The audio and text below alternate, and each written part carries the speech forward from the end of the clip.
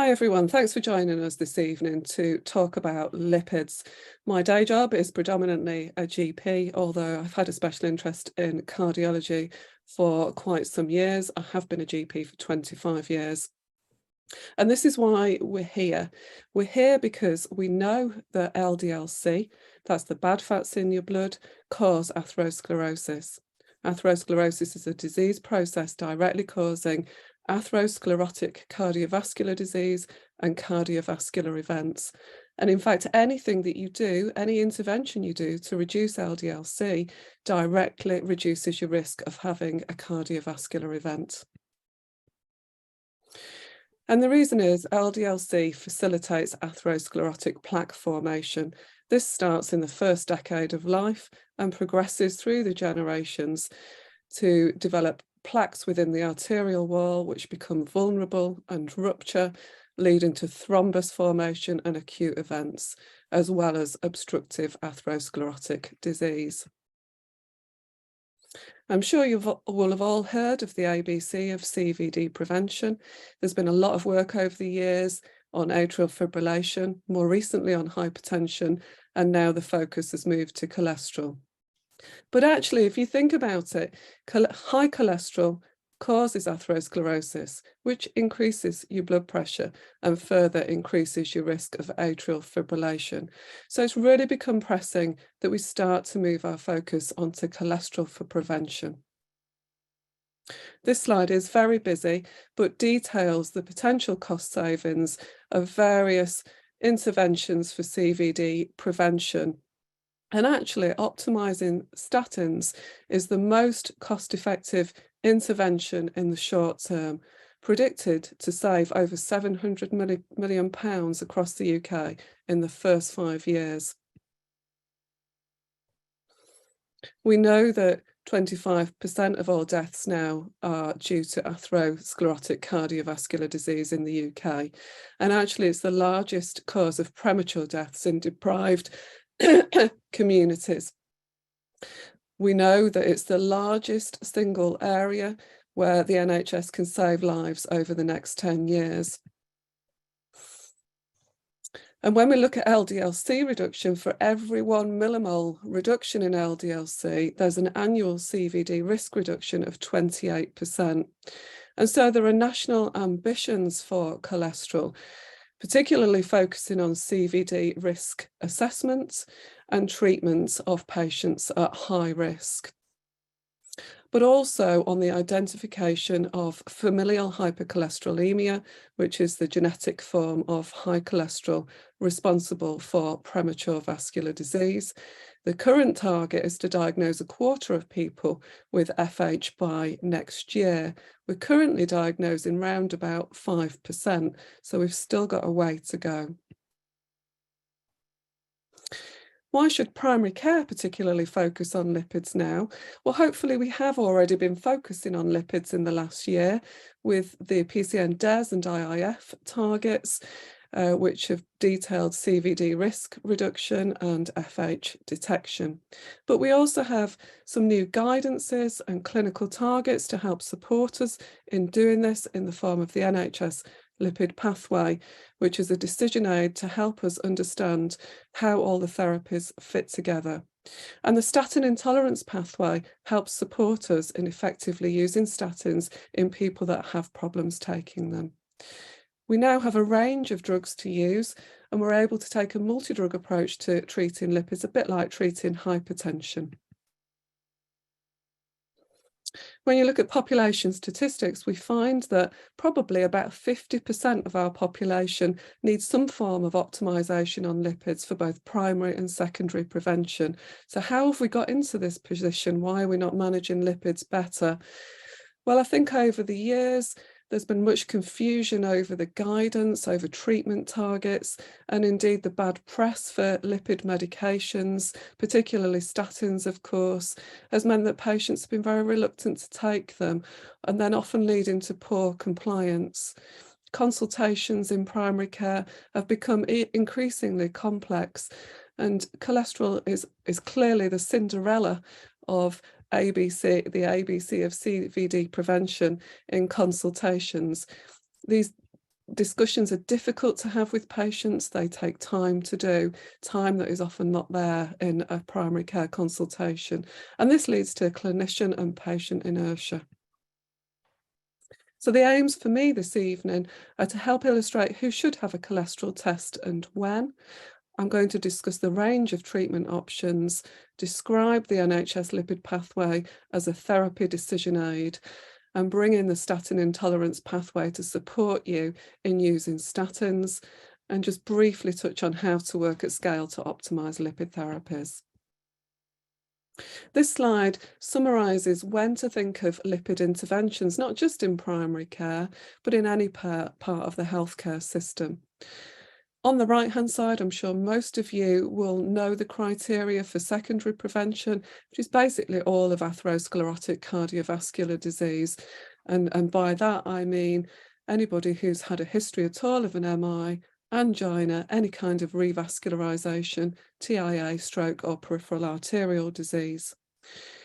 When it comes to primary prevention, it is a little confusing, I think. I've listed those on the left. If you just look to the bottom, everybody over the age of 85 is high risk and eligible automatically for lipid intervention. However, I guess we might want to temper our enthusiasm for initiating lipid therapies based on life expectancy, polypharmacy, multimorbidity and frailty, and these decisions do need to be tailored to the individual.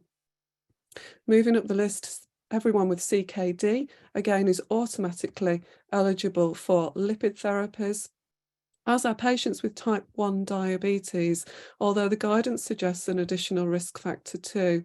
And those include people who've had type 1 diabetes for more than 10 years, people over the age of 40, or people who have another cardiovascular risk factor, such as the presence of nephropathy. Patients with type 2 diabetes likewise are likely to be high risk, although the recommendation is that we do undertake a Q risk assessment and consider offering intervention with lipid therapies if their risk is equal to or greater than 10%. And that leaves everybody else in the population, so all other adults, we should be considering a Q risk assessment prior to the initiation of lipid therapies, and in instigating lipid therapies if their risk is equal to or greater than 10%. Oh, sorry, before I move on, just want to mention familial hyperlipidemia cuts across both primary and secondary prevention, of course, and I think the chief thing, particularly in primary care, that we need to think about is the identification of people with FH. In Cheshire and Mersey, we're looking to take a lifespan approach to managing lipid interventions. This helps to bring lipids to life, describing the people that have lipid issues right from childhood through to frailty and end-of-life conditions. For example, looking at the opportunities in each age range where we can start to make a difference, make a diagnosis, and how we should treat them. A great opportunity, of course, is chronic disease reviews, which cuts across all of those age ranges. And when we look at chronic disease reviews, there are lots of opportunities to think about lipid therapies. These are people that are being seen by a healthcare professional, either in primary or secondary care, and they have opportunities to optimise therapies, as I've said, particularly for secondary prevention and all of atherosclerotic cardiovascular disease. Just to highlight, this does include abdominal aortic aneurysm. And then for all of the people listed here, it's likely that they're already being seen regularly or at least annually in primary care for reviews, and these are opportunities to consider a CVD risk assessment and optimise their therapies. But also there are other people that we're reviewing who are high risk. So for example, we know patients with COPD have a higher cardiovascular risk, chiefly because of smoking, of course. People with inflammatory diseases, that's significant systemic inflammatory disease, such as rheumatoid arthritis or severe psoriasis, will have an increased cardiovascular risk. Currently, the NHS Health Check is the only commissioned service to perform a lipid assessment and assess risk. This is only for fit and well people between the ages of 40 and 74. and you're not eligible if you've got any of the conditions that I've listed there. The recommendation is to consider lipid intervention if a Q risk assessment is equal to or greater than 10%. Unfortunately, only about 45% of eligible people actually take up an NHS health check. I'm just going to touch on familial hypercholesterolemia. And as I've said before, I think the chief thing with this is really to think about identification. It's one of those conditions that definitely easily missed if we don't think carefully about the lipid profile results. And if we do suspect FH, it's imperative that we refer for genetic testing, because it's not just the patient that has FH. Of course, this is an autosomal dominant condition and it will affect family members. It's a real opportunity to prevent the development and progression of premature vascular disease by cascade testing family members. It's also really important that we don't use Q risk assessment in the presence of FH, as this will grossly underestimate CVD risk and potentially lead to a lack of treatment for these patients. The targets are slightly different in FH. For everybody else, the target on the NHS lipid pathway is to reduce the baseline cholesterol by 40%, but with FH, it's 50%. So how do we find these people in primary care? We've had the recent PCN-DES searches, and there are some data tools that you can use too. Unfortunately, this is only as good as the data you have, and many patients in these age groups will not have had a lipid profile at all. So of course, we will be missing many patients with FH, even if we do these searches and use data tools. So do we consider a single lipid profile to try and pick up FH during the early adult years, or even during childhood? It's been shown that the most effective time to pick up FH accurately is actually in childhood. We're currently rolling out child-parent testing, which is a heel prick near-patient test on a 12-month-old baby done at a routine immunisation for a total cholesterol. If this is elevated, the blood sample is sent for genetic testing. And at this point, of course, we're then able to facilitate cascade testing for the family. The commonest cause of FH is heterozygous, about 1 in 250 in the population, so really quite common. It's important that although we can screen for FH using a random lipid profile, we will need to do a fasting lipid profile to confirm the suspicion. It's important to use an FH risk calculator to determine whether genetic testing is appropriate. And it's worth remembering that criteria levels increase with age and are detailed there. Homozygous FH is quite rare. Figures published suggest possibly as rare as 1 in a million, although more recently I have seen evidence to suggest maybe as common as 1 in 400,000, but still quite rare. If you do see LDL-C levels at these levels documented here, then of course it really is important that we treat these patients and seek some specialist advice. In Cheshire and Merseyside, we have a new familial hypercholesterolemia genetic testing service. This was set up as a pilot with the intention to become fully commissioned, run by specialist nurses with adult and paediatric training and led by a consultant lipidologist. The nurses provide remote consultations to cover the entire patch and support counselling and genetic testing to confirm the diagnosis, and then provide detailed patient information to ensure effective long-term treatments, as well as offering cascade testing for family members. And they're welcoming all referrals via a computer template referral form, which can be embedded in all GP systems and is based on the Welsh lipid score.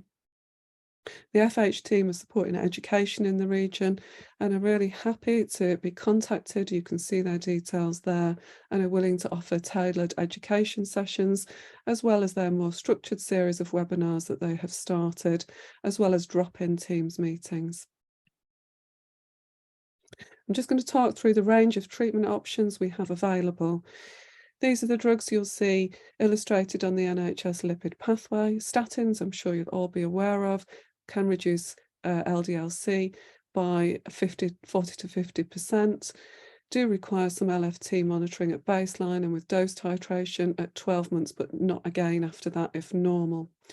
Ezetimibe, been around for quite some years now, offers an additional 24% LDL-C reduction on top of a statin, or can be used as monotherapy. Bempedoic acid is relatively new, approved by NICE in 2021, only as an add-on therapy to ezetimibe monotherapy, and confers an additional 28% LDL-C reduction. No monitoring required unless there is significant renal or liver impairment. Inclisiran, I'm sure you will have heard of the new injectable approved by NICE in 2021 for the treatment of patients for secondary prevention after the use of maximum oral lipid therapy in the form of statin plus or minus ezetimibe in the first instance. And this confers an additional 50% LDL-C reduction with a twice-yearly injection. This can be administered anywhere within the NHS and, of course, in primary care. PCSK9 inhibitors have been around for some years, but are only available in secondary care and have a specific indication, particularly in familial hyperlipidemia or in complex atherosclerotic cardiovascular disease, but again offer significant LDL-C reductions with a two-weekly self-injector. More recently, we have Vascepa, which has just been approved as an add-on therapy to reduce triglycerides. This is the NHS lipid pathway. Please don't try and read it, but it is something you may want to consider using day to day to support you with decisions. On the left, you have primary prevention in green, on the right, secondary prevention in red, and down the middle, how to think about possible familial hypercholesterolemia.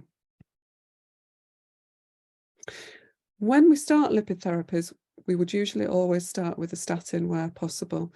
When we do start with a statin, it's really important that we use high-intensity statins, and by that I mean those that will reduce your LDL-C by at least 40%.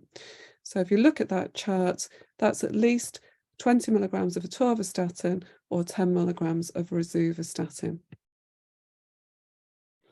Just bringing in a flowchart about the newer drugs. This is taken from the NHS lipid pathway, very similar on the primary care, primary prevention and secondary prevention arms, apart from the injectable therapies. So at the top in pink, if a patient is on maximum tolerated statin dose but not treated to target, we are probably going to think first of adding ezetimibe, reassess at 3 months, and if not to target, consider eligibility for injectable therapies. And by targets, I mean that the NHS lipid pathway suggests a 40% reduction from baseline, or alternatively, if a baseline is not available, as is very common, then a reduction in non-HDL-C cholesterol to less than equal to or less than 2.5%. On the left, if people are not able to take a statin at all, please look at the statin intolerance algorithm to support trying to use a statin, but if it's not possible, then we can use ezetimibe monotherapy, reassess after 3 months, and consider the addition of bempedoic acid. Again, reassess at 3 months, and if not to target, to consider injectable therapies. In terms of eligibility for injectable therapies, We would usually be using random lipid profiles to measure cholesterol. This will detail the non-HDL cholesterol, as I've said earlier. But to determine eligibility, we will usually need to check a fasting lipid profile, as this is based on LDL-C cholesterol. We can consider using an equation to calculate LDL-C equivalents, but this is not yet in guidance. Inclisiran can be used if fasting LDL-C is equal to or greater than 2.6. Eligibility criteria for PCSK9s is a little more complicated. Patients who've got familial hyperlipidemia might be eligible for PCSK9s if their LDL-C is greater than 5 without CVD or greater than 3.5 with CVD. People who've not got familial hyperlipidemia and no CVD, that is, people for primary prevention, are not eligible for PCSK9 inhibitors, and you can see the cutoff levels there for people who do have cardiovascular disease. This is the statin intolerance pathway. Again, we're not going to have time to go through this in detail this evening, but if you read it, it does basically just take you by the hand and guide you in terms of what actions you can take when somebody's having trouble taking a statin. These might include looking for alternative causes, checking a creatinine kinase, looking at alternative dosing or a dose regime for use of statins. But don't forget, the serious side effects detailed on there of statins are very rare or uncommon, and actually the commonest side effects are statin reluctance or the nocebo effect. Just wanted to summarise when to check a blood test for a lipid profile. So we would usually be using random lipid profile, and we can use this at any age to assess the risk of familial hypercholesterolemia if there's no previous assessment. Or we can use it to assess CVD risk for primary prevention, checking treatment is to target, or indeed reassessing CVD risk where there's been a significant modifiable risk factor that might help change the decision on treatment. We would use a fasting lipid profile if the patient has significantly raised triglycerides, or if we're considering eligibility for injectables, or indeed if we're considering the diagnosis of FH. I'm just going to briefly touch on optimizing lipids at scale. There are a variety of digital tools around that help risk stratify our patient populations into groups to help us know where to look, where we've got problems with our optimization. The UCLP framework risk stratifies into the groups I've given there. It's a tool I've used myself. It's really, really easy to use. And this was the framework that I've used in my own PCN to optimize our population of patients on lipid therapies.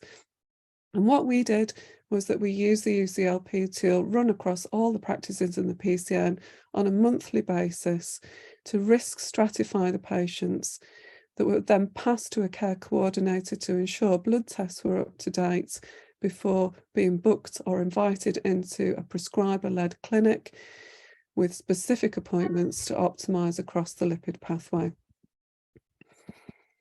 Patients were then identified as to whether they were eligible for inclisiran or not, if they were not targets, and ultimately those were fed into a separate inclisiran service set up in each practice.